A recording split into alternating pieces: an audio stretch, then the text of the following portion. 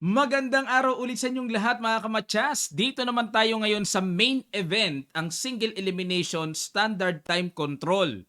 Dito po, 2 games ng long game. Pag nag-tied, 2 games ng rapid. Pag nag-tied ulit, 1-1, 2 games ng blitz. Pag nag-tied, hanggang dulo ng babatuhan ng blitz. 5 minutes plus 2 seconds, increment, 1 game lang hanggang sa magkatalo.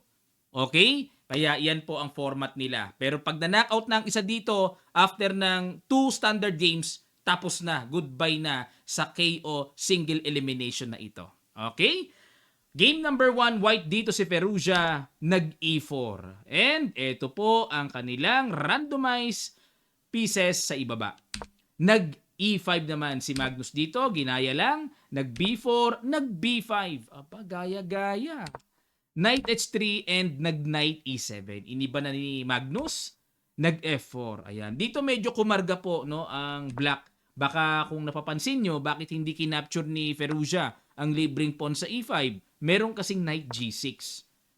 Okay? At kapag umalis, halimbawa, ibalik natin. Lagay natin sa B2, magku-queen takes E4. May bawi eh. Kaya, timplado lang yan ng black. Ang ginawa dito, nag-F4 si Perugia, nag-E takes F4, nag-castle. O ha, again, tingnan nyo po ang itsura ng castling ha. Dito sa Fisher Random, ibabangga ko lang yan sa torre at magpa-proper castle position ng real chess.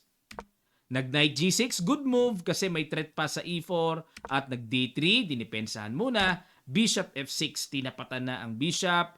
Kinapture. Okay, hindi tipo ng computer engine, dapat daw po ay Knight takes F4. Bawiin na yung pawn. Wala namang problema kung ang black ka-capture dyan, rook takes A1 lang at kapag nag-queen E5, may queen F2. Yan ang matindi dyan. Siyempre, di pwedeng capturein nyo, no? May knight takes tapos may queen F7, matchas. Di ba? Okay lang ito sa puti. Pero balik tayo, kinapture kagad, nakatulong kay Magnus kasi nakadevelop ng isang step lang ang knight. Knight takes F4, nag-queen E5 at nag-queen G3. Ayan, may kargang trap. Threatening knight takes, lilipad ng queen at nag-rook E8, dinipensahan ang queen. Pero hindi na naman tipo ng computer engine ang ginawa ni world number 1. Dapat daw po ay knight takes F4, queen takes F4, takes, and simple D6. Ayan, parang nawala lang ang queen pero healthy ito sa black. Pero again, ayaw ni Magnus siguro ng walang reyna na labanan, kaya nag-rook E8 pero hindi pa rin siya nakaiwas eh. Hindi pa rin nakaiwas. Rook B3. Sisilip doon sa A3. Malupay si Perushing ah. Nag-A6, Rook A3, Bishop B7, Rook C3. Ayan, kinalikot, Knight E8. Bakit po? Kasi kung ang gagawin dito ng black ay C6, grabe ka, barado na yung bishop. Parang mistulang malaking pawn sa B7 ang lalabas. Kaya ayaw yan ni Magnus, nag-Knight E8 at nag-Knight B3. Yun nga lang, may paparating na Knight C5, nag-castle na. Okay, again, tingnan nyo po ang itsura ng castling. Ayan. Knight C5, Bishop C8, and Rook A3. Ayun lang, napitasan ng pawn sa A6. Knight F6, bagsak ang pawn. Takes na at nag-D5. Ayan na naman. Siyempre, kailangan magwala ni Magnus. Umapture, Knight takes D5, may threat pa sa pawn. Chinaga lang, A3. Knight E3, gulo-gulo, Rook E1, pin muna, at nag-Rook F8 battery, nag-Rook C6. Okay, safe naman, ano? Walang mga kalikalikot, may threat pa sa C7, nag-Knight takes D1, Rook takes D1, and nag-Rook 8, E7. Ayan, depensa muna. So, Rook and Pawn ending na ito, nag-Rook D2, kung check man, okay lang, angat lang ang king, safe sa second rank, nag-G5, H3, nag-Rook F5, D4. Ayan na, unti-unting gagapang, no? D5, D6. Nag-Rook E1 checking H2 at nag-Rook F1. Ayan, naghanap na lang dito. Binigay na ni Magnus yung C7. Basta magkaroon siya ng mga gulo-gulo, ng mga check dyan mamaya. Nag-Rook C3. Ininda naman kagad ni Perugia. Ininda niya, no? Bad move. Dapat daw po ay Rook D3. Yang isa ang ipang control sa third rank. Okay, balik tayo sa Rook C3, F5. Ito kasi ang deadly threat ni Magnus eh. Pag naka F4, naku po, susundutin ng matcha sa ilalim. Nag King G3, good move. Angat na kasi pag chumek, may angat King G4. Nag King H7 at nag Rook F2. Ayan. Para ma-exchange, nag F4 check, King F3, Rook G1, and nag King G4. Ayan, sumakto na ng sumakto mga tira dito ni Firouzja. At nag King H6, depensa. At nag Rook takes C7. Maingat na maingat si Firouzja na sa bawat tira, no? Rook E3, ayan, susundot ng check.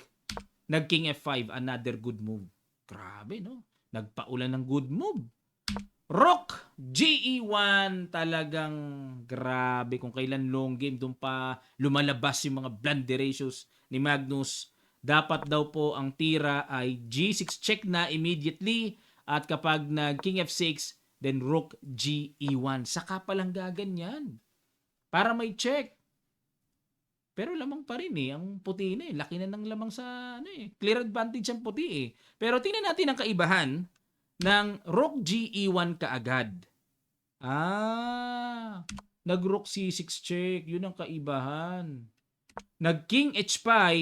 Ayan, sige po dito. Pakiguess nyo. Huling bitaw na napakalakas na tira ni Firouzja. Naparesign si Magnus sa ilang sandali lang. Tutuloy kaagad natin. Start.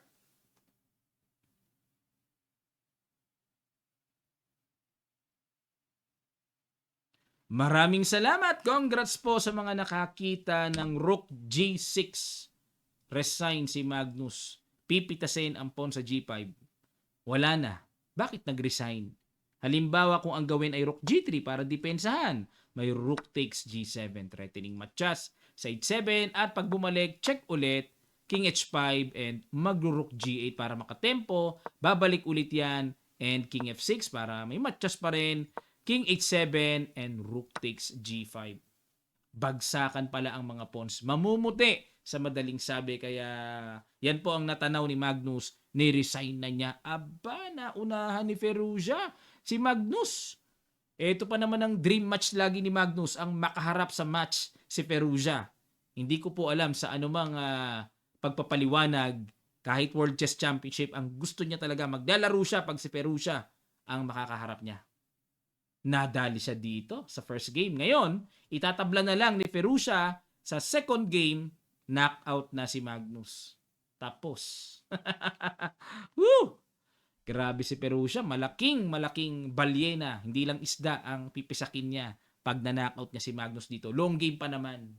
Okay, maraming salamat po. Sana po natuto kayo. At pasadahan pa natin ng ibang mga interesting games. Kung meron po kayong gustong ipa-analyze dito sa freestyle, comment nyo lang po sa section below. Ano po yung mga nakita nyo pa mga comments, ano pa yung mga tira na sa palagay nyo interesting na pasadahan dito sa game na inanalyze natin. Ano yung mga naobserbahan nyo. Sige po, comment nyo lang sa section below. At don't forget to subscribe our channel and click the notification bell all. Ayan, marami po sa atin nanonood.